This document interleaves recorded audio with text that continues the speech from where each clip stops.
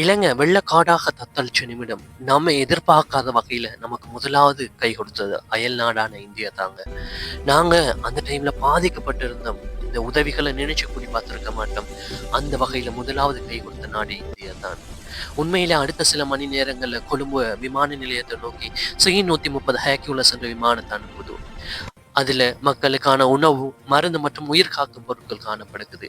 புயல், மழை எதுவும் பார்க்காம இந்தியாவோட எலைட் NDRF படையும் மோப்ப நாய்களும் களத்துல குதிச்சுச்சு. வான்ல இருந்து மட்டுமில்ல, கடல்ல இருந்து மட்டுமில்ல, தரை மூலம் 3 வழிகள் மூலமும் கப்பல்கள் டன் கணக்குல உதவியோட காரியம் நெருங்குச்சு. காயப்பட்டவர்களுக்கு அங்கே சிகிச்சை செய்வதற்காக நொடிப்பொழுதுல தற்காலிக மருத்துவமனைகள் அமைக்கப்படுது. இங்க ஒரு நெகிழ்ச்சியான சம்பவம் நடக்குது. வரலாற்றுல எழுதப்படக்கூடிய வரலாற்றுல ஒரு ஏடான சம்பவம். பாகிஸ்தான் உதவி அனுப்ப நினைத்த போது தனது எல்லைகளை மறந்து, தனது வான் பரப்ப மறந்து, தனது பகையை மறந்து இந்தியா தனது வான்வெளியை திறந்து வழிவிட்டுச்சு. எங்கே ஆபத்து அதிகம் என்பதை பார்ப்பதற்காக இஸ்ரோவின் சேட்டலைட்டை பயன்படுத்துச்சு. அதே போல வெள்ளக்காட்டுல இலங்கை இருக்கும் பொழுது இலங்கை வீரர்கள் தோளோடு தோல் நின்று மக்களை மீட்டாங்க. இது அரசியல் இல்ல நண்பா, இது மனிதநேயம். ஆபத்து என்று வரும்போது தான் தெரியும் உண்மையான நண்பன் யாருன்னு. இப்போ உங்களுக்கு தெரிஞ்சிருக்கு இளைஞர்.